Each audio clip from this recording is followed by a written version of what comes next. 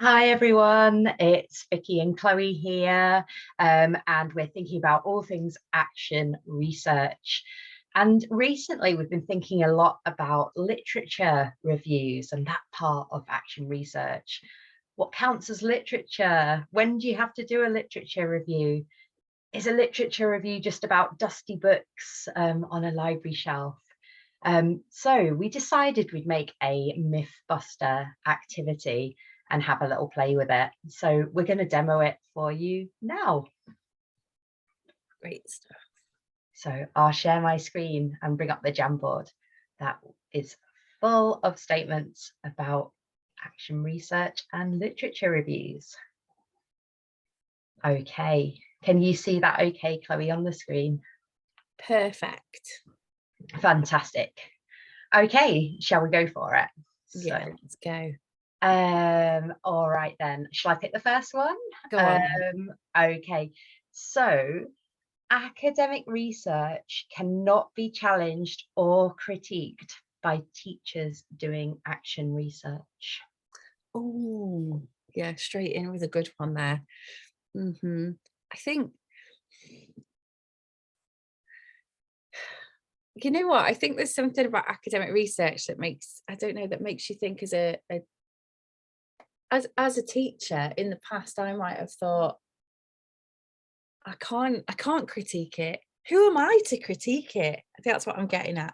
Who am I to critique research that's academic research? Who am I to critique that? But now I wouldn't say that.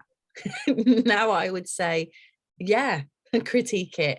And in fact, by doing the action research, you can be exploring that whatever has been said in the academic research. So I think it's now I've completely flipped. I've gone from who am I to I'm actually the very person to critique it as a teacher.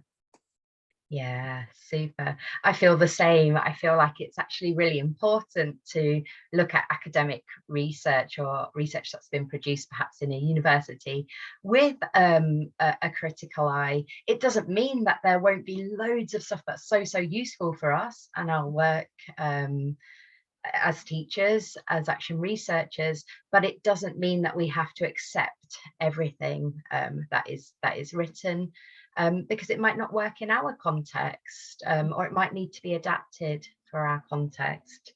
So I think we can challenge and we can critique academic research. So shall we put this in the false column, Chloe? Yes, I think so. Okie dokie, it's going in. All right. Do you want to pick the next one for us? Okay. Let's go right near where your cursor is. You can continue Okay. accessing the literature throughout your project. So this one is getting at it not just being right at the beginning. So do you do a literature review at the beginning and then and then you move on to the next part of the researching and you leave the literature behind? And I would agree with this one, that I think it's not only you can continue, but you should continue accessing literature throughout.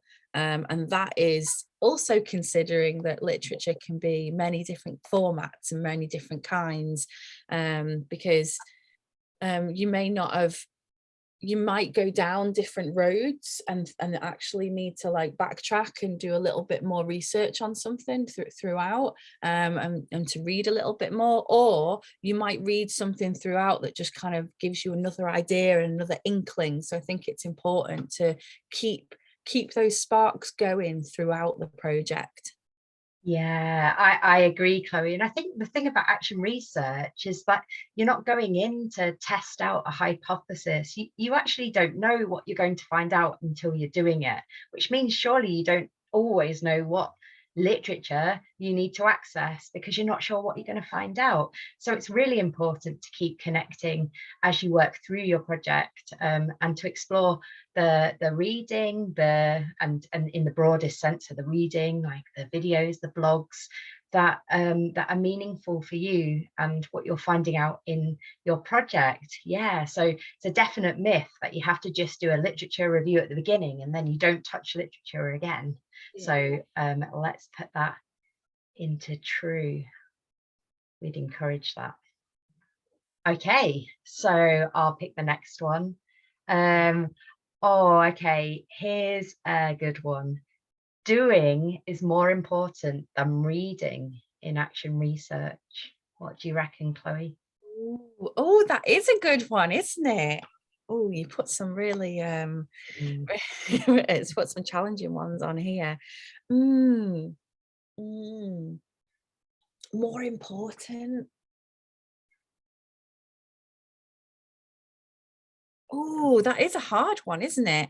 I'm sitting here going, because I feel like they're both very important. Maybe your own work, the own. This is bringing in what you mentioned before. I think it was the first one that you said. It's important to like have a little look at other nuggets, right? And then think about how things can be, and look at them critically and consider how things might be changed and adapted for your own environments and your own cohorts, your own organizations, etc. So in that respect, it is more important because it's your own specific organization and your own specific learning and teaching and learning environments. Um, and also action research is all about the action. It's all about the doing, isn't it? yeah, for me, action research it's all about improving and developing our practice. And that doesn't mean that reading's not important, doesn't mean reading's not important. In fact, reading sometimes can help us develop our practice as we reflect on what other people are doing and why. But without the doing, without the action, we don't Yeah. really have action research. So I would say that this is true, but perhaps maybe hovering towards the maybe side of true. So, I what agree with about you. if I pop it here? Yeah. Yeah. Okay, brilliant. Go on, Chloe, you pick the next one. Okay, what about the top line? Reading outside your comfort zone can be helpful. Ah, yes. Okay. Yeah, this is a really interesting one. And action research can take you down many rabbit holes.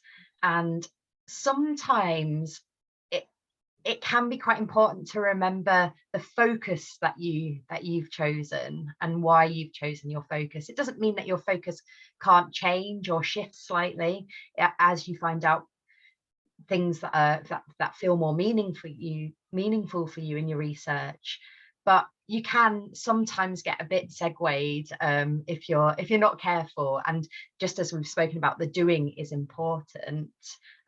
However, I'm a really big fan of reading outside my comfort zone, and by that I would think about things like borrowing ideas and reading or watching other teachers, maybe from different subject areas, talking about their practice and what they're doing and why they're doing it.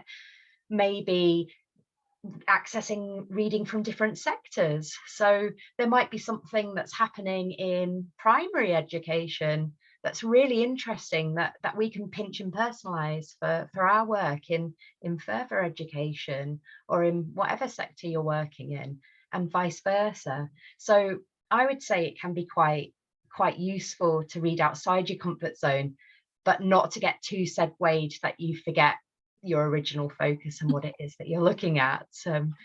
What do you think, Chloe?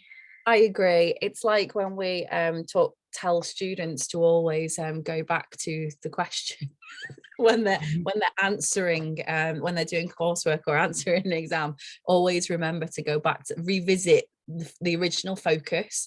We're thinking about focus when it comes to action research, so go back to the original focus just to remind yourself that that's what you're looking at and that's what you're exploring and what it's relevant to. And the other thing is, it's that phrase comfort zone that's kind of like got me, and it's got me because there are some things that I've wanted to read and wanted to access, but I found them quite heavy and quite inaccessible. So it's actually put me off reading it. So, but I don't think there's a problem with like loads of other people. For example, Frary can be quite heavy, I think, to read. but really important, and really important to our sector. But there are lots of others that talk about his work and have, and I think they can provide an in, I think, to his work to eventually get there, that you don't have to go straight there and go, I can't read it, and get really overfaced. I've been in that position years ago, getting really overfaced by something and going, well, I'm just not going to read it then, because it's really difficult, you know, it's challenging. There are ways in, I think, and I think there's nothing wrong with trying those accessible ways, whether it's you read someone talking about Freire's work in a blog first, and then you can access the work that way, and then read it later. Yeah, great.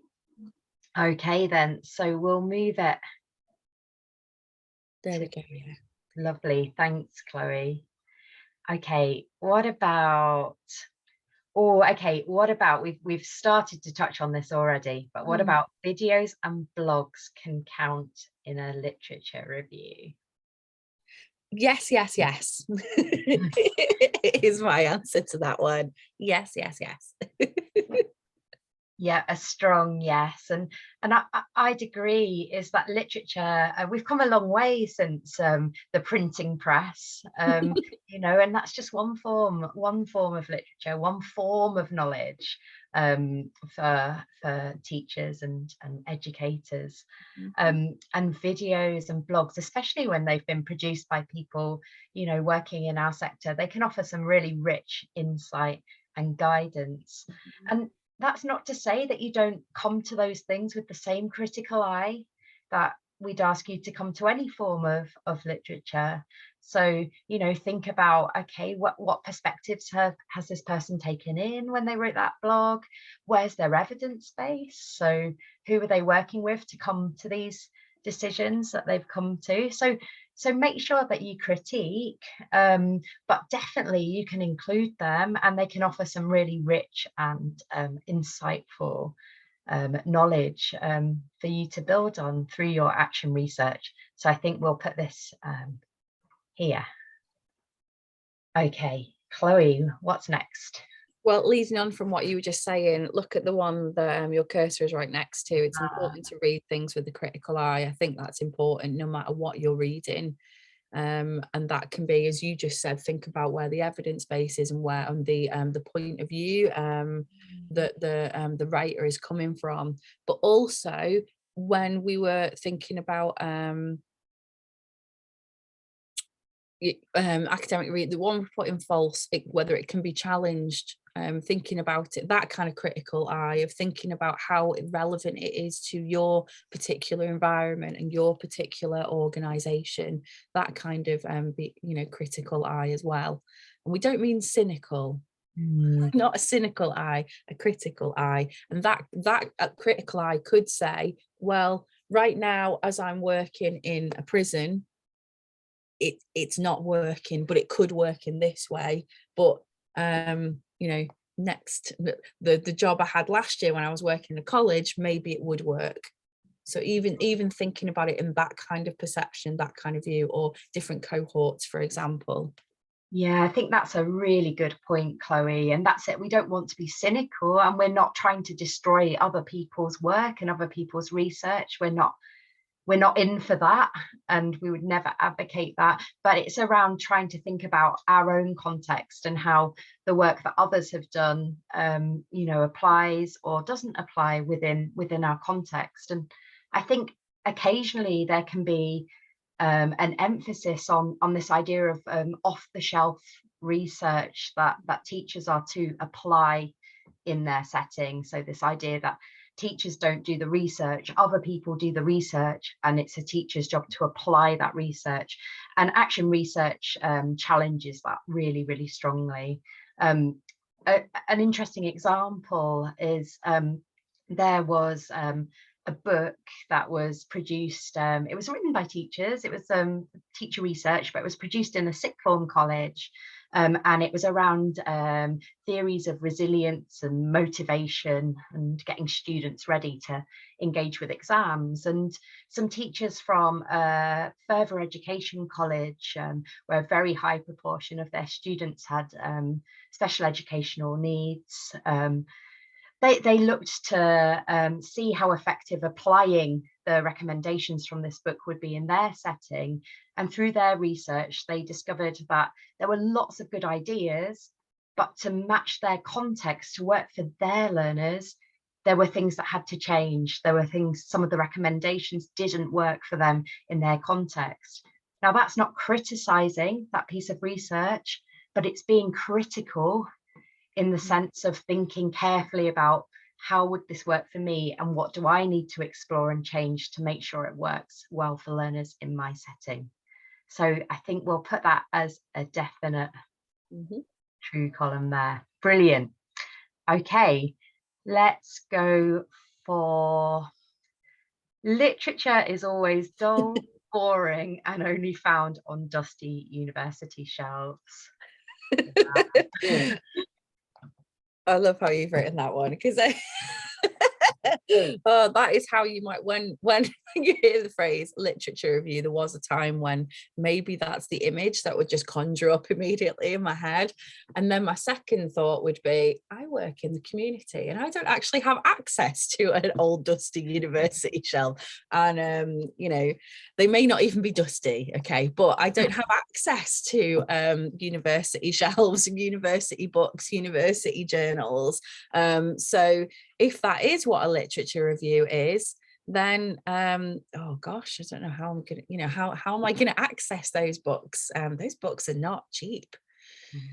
So yeah, and following on from what we mentioned before about videos, blogs, podcasts, there are so many other things that can, different formats of literature.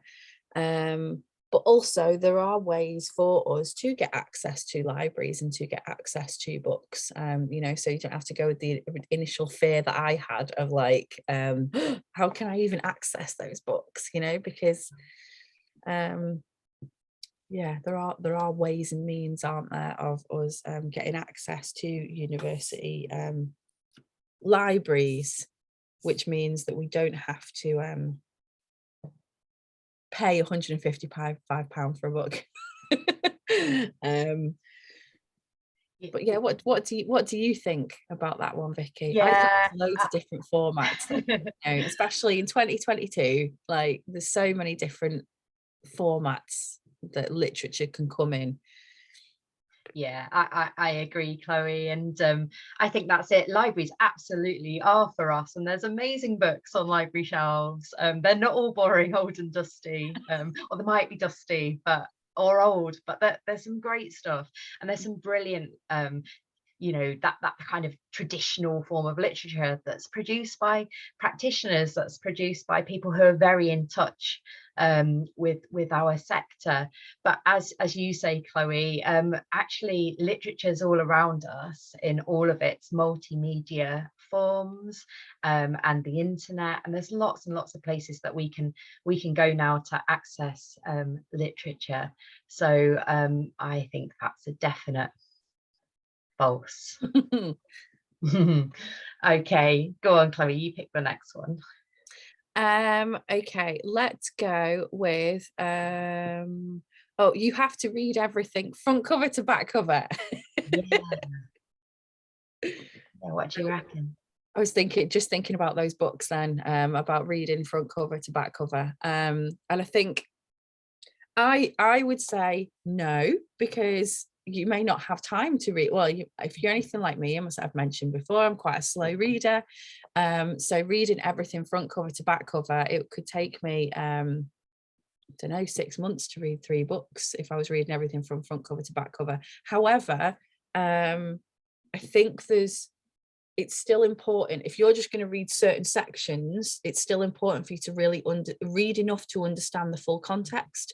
So for example, not, you know, I might go in the index and look for assessment for learning, for example, or motivation, or whatever it is that's my focus. So look for certain things that's specific to my focus, but I wouldn't just read that paragraph. I'd read quite a lot more before and after to really fully understand the context of what the person is saying.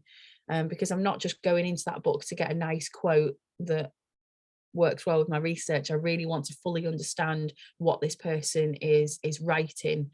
So I'd make sure that I fully got that context, but I would say you don't need to read everything front cover to back cover. Yeah, thanks, Chloe. I feel the same. And I think you've absolutely made a really important point there about sometimes when only very, very tiny bits of a bigger piece are extracted, it can be taken out of context or twisted. And that's actually not very helpful. So reading so that you have an understanding of what that writer, what that blogger, what that podcaster is saying is important. However, we are practical, and and as action researchers, we're in the business of action. We're busy. We're busy working with learners, we're busy teaching, and there isn't time always to read everything front cover to back cover, but reading for understanding, I think, is quite important. So perhaps it goes, what do you reckon, like a false but with a like tentative slight edge into maybe? I think so, yeah. With that, it's that with that disclaimer of, but you can't just get that little quote. You need to get that context. So you need to read a little bit more, but you don't need to read the whole thing.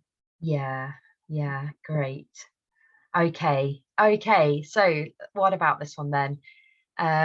If you find that someone has researched the same topic as you, your research won't be original.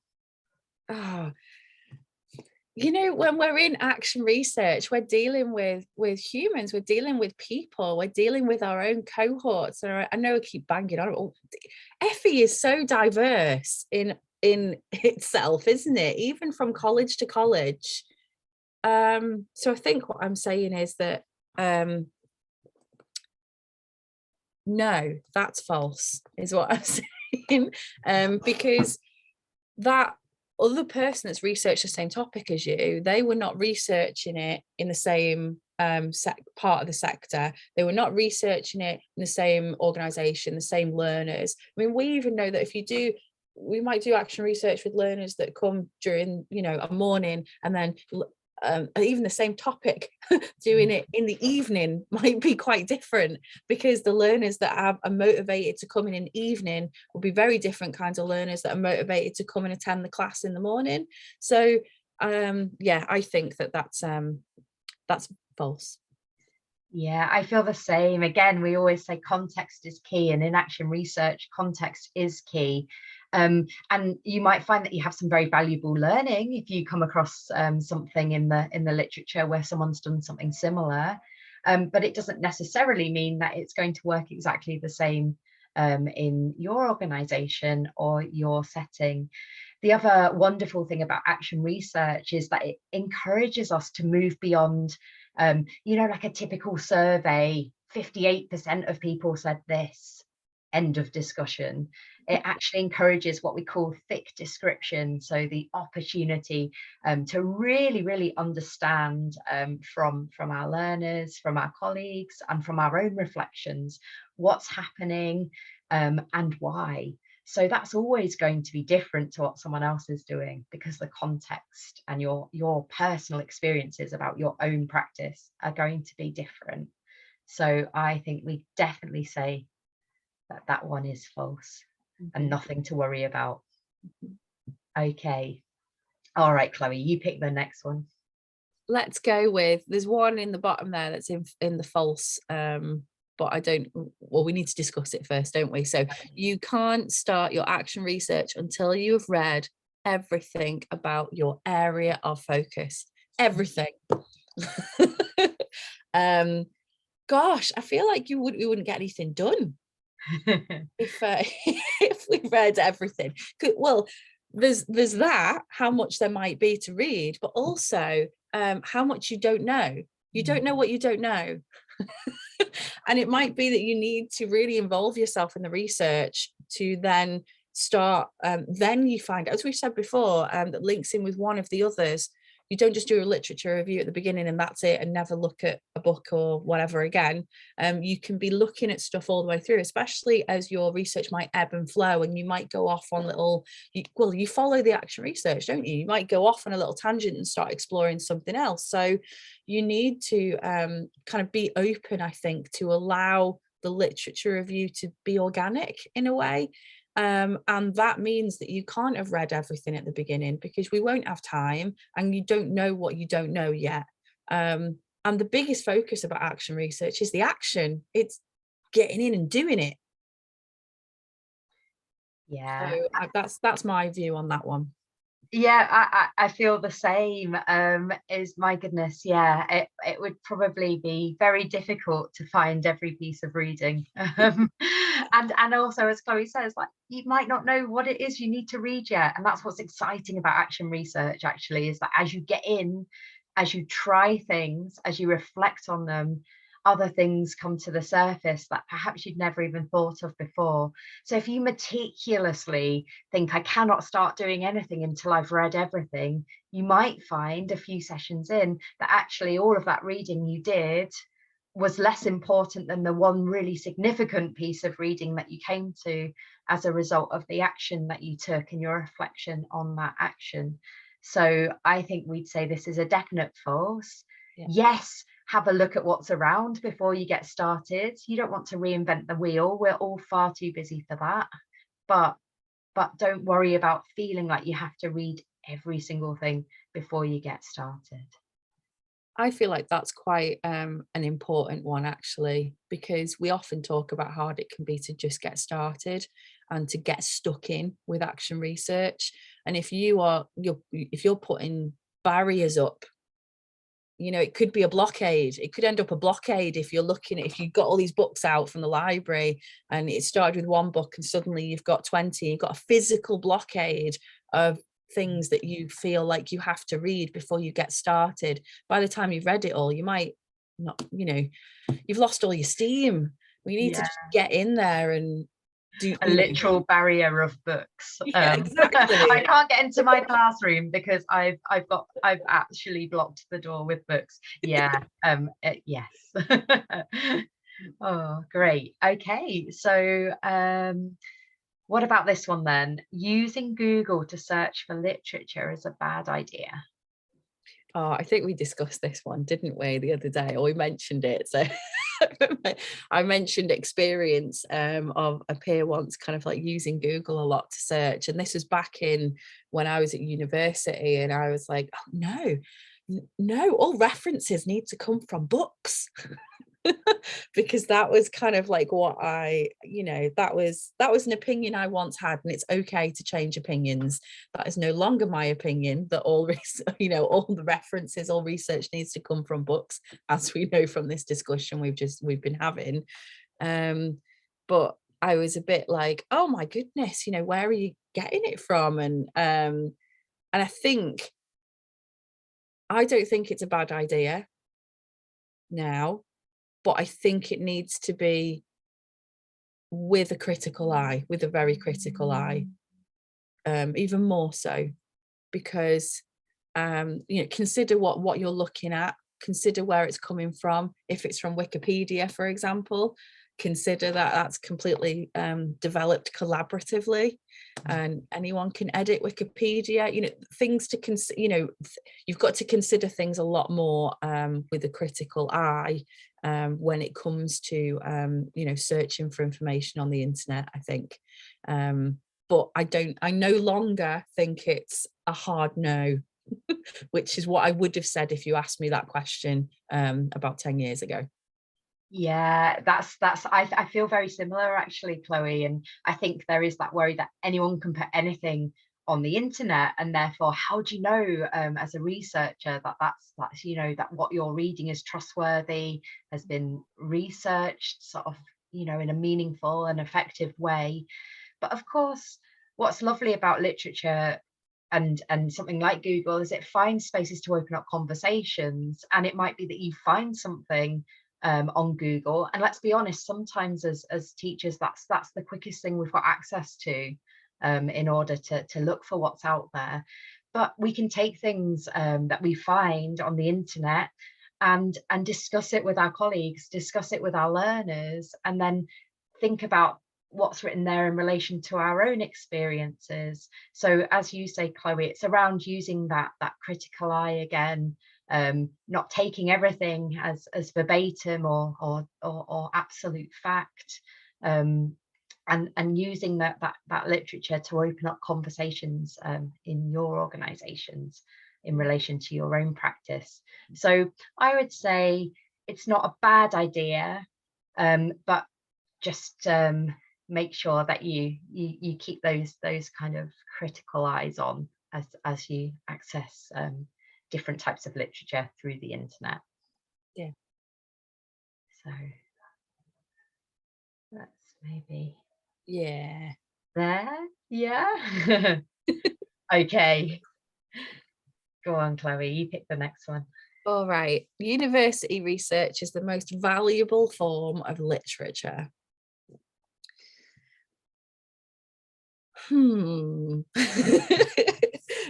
Where I'm laughing at myself because we work in FE and we're doing action research in FE, and I don't agree with that.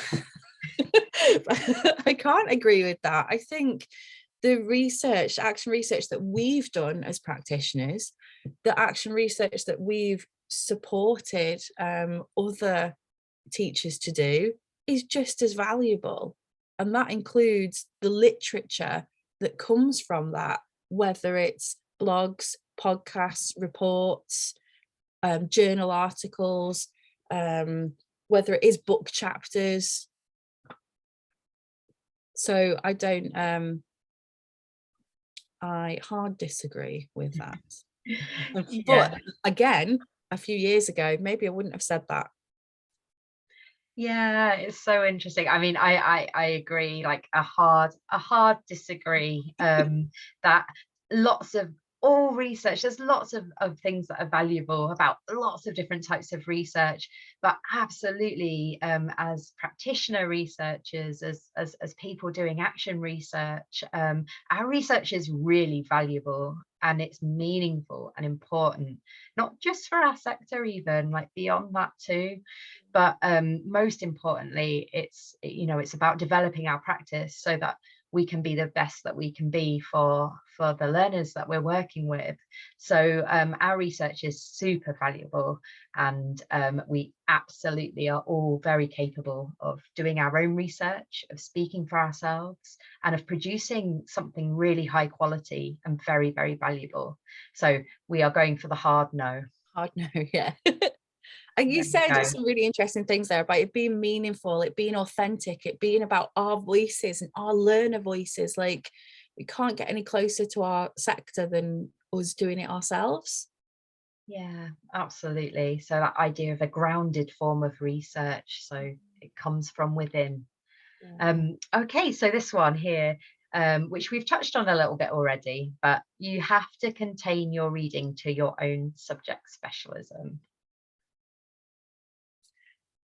Well, I would disagree because my subject specialism is ESOL, but actually some of the research that I've done is, well, it's gone down digital routes, but now that is my specialism. So it's not just your subject specialism. It's not just about that, is it? Because my background is in art and drama, and I've started to go back and research a little bit about dramaturgical like techniques and relating that to some of the work that I'm doing now. And I wouldn't have if I just kept in digital and in like the research that I'm doing at the moment, which what we're doing at the moment, which is to do with online spaces, I might not have gone down a few different thought processes. I think what I'm saying is that opening yourself beyond your subject specialism can actually kind of like bring in a few little like inklings and things that you hadn't thought of before, because you just focus you're focusing on your subject specialism, and that can make things really exciting actually, because drama has nothing to do with what we're doing, or does it? And we can use some things and apply them. And that's how actually we can, you know, the other one we mentioned before about if someone's researched the same topic as you, it won't be original, but applying things from different subject specialisms, and even if you're applying them and seeing whether they work, well, that worked for maths teachers. But let's see whether it works in, oh, it does, or, you know, that can actually be quite exciting. So yeah, I think I would say don't contain your reading to your own subject specialism. Don't go wow, because you might not have time. It's that thing what you're saying before, Vicky, like don't go on too many segues, because you know, try and keep yourself focused, but open yourself up, I would say, to going a little bit beyond what you initially think. You might end up going, oh, that's actually totally not relevant, and it wasn't a waste of time for you to read that, because, you know, maybe in a little, you know, next year it might be relevant, and you think, oh yeah, I read that last year and that's relevant now. It might, so I'm saying it's not a waste of time, but it might come up with some really exciting stuff actually. Yeah, totally. I think that I'm a big fan of straying across subject specialisms, and I think it's because I get really excited about learning. So I love learning about what other people are doing in their subjects, and how they're doing it and why. And I think sometimes, like, the gaps between subject specialisms is where the creativity lies. So I'm a big fan of this, of that kind of like broader approach. That is not to say that sometimes you might find that you need that real specific knowledge for your subject. So there might be times where actually it's really important to find out what teachers in your subject specialism are writing about, because it's very like a niche area, or something that's very specific perhaps for learners who are studying that particular subject. But in other cases, what it does is it helps you to think really, really creatively about your research, and gives you the opportunity to pinch and personalize different ideas from different disciplines in your own work, which can be really, really innovative and exciting. So yes, I think we will put this as false. Mhm. Okay, only two to go. Which one shall we go for next, Chloe? Okay, let's go with accessing a range of literature can help prevent busy teachers from reinventing the wheel. And I think that one brings a few threads that we've discussed so far together quite neatly, actually. So that's firstly, that's talking about different kinds of formats. So I'm thinking about when I used to get two buses to work, and actually being able to listen to podcasts would have been really useful for me then, you know, to just be able to do that whilst I was on those buses, whilst I was doing that commute. Or being able to access quick blogs during my lunch break, things like that. Thinking about all those kind of like times and spaces that I could fit those things around, going from one venue to another. You know, I spent a lot of time on buses, and that's not getting all my books out and post-it notes isn't great on on a busy Liverpool bus.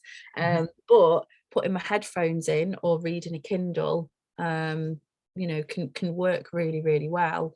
So that's what I'm thinking there when it comes to the formats, to help thinking about how busy we are, and just finding those little like pockets of space to be able to do those things.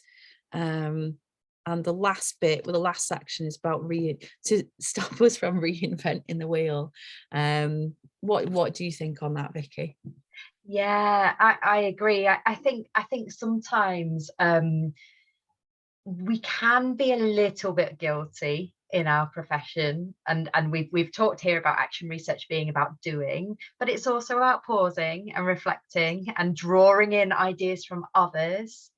So we can sometimes be a little guilty of just jumping in without looking around us. And actually, I think by accessing a range of literature, and as Chloe says, that might be a podcast on the way to work, that might be watching a YouTube video, that might be getting a book out the library and having a look. That can perhaps help us think about some of the potential pitfalls, and learn from others about what's worked for them, and what's been a nightmare. So I think that it can help us to think, by learning what others have done, it can help us to think a bit more creatively about how we push our own practice forward, rather than just doing the same things, or sometimes inadvertently making the same mistakes that have been made many times before, because we've not taken that time to think, to really look at what others are doing, and why, and to learn from them. So it's about thinking about teaching as a really open profession, rather than this thing that you do by yourself. And there's actually some really interesting literature on this, like it's called the deprivatization of teaching, so opening up those spaces and being open to those kind of critical conversations and dialogues, and by accessing a range of literature that can help you be part of that community. You're opening yourself up to be part of that community, which is great, because you're opening yourself up to thousands of different ideas about teaching and learning activities, which is really exciting. So I would say, I think that that is true. Okay, so on to our final one, and I think we've left one of our favorites till last here, Chloe. So a literature review is always a solo activity. What do you reckon? Oh, that one's a hard no on that, especially always. It's not always a solo activity. I think it can be really great to do it with everyone. I think most things when it comes to any kind of CPD are best done with our peers, to share that, even just the physical workload, to share that workload. But also, you mentioned just then about having that time to pause and reflect. And I think that's really important, to be able to do that with one another, so that we can hear differing opinions. So we're not just in our own head with the literature, differing opinions, and also to consolidate what we've read and to make sense of what we've read. It helps to be able to talk about it, and to even to physically talk about it out loud, to verbalize what we've read and to think about what we've read, rather than just keeping it in our own heads.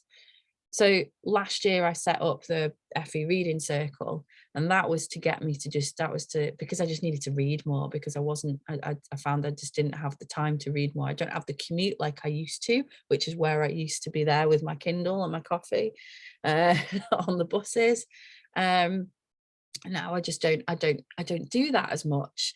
And a lot of that was the accountability to get me to read, but it was also having that time to pause and reflect, and also to listen to everyone else's views and opinions about what we've been reading.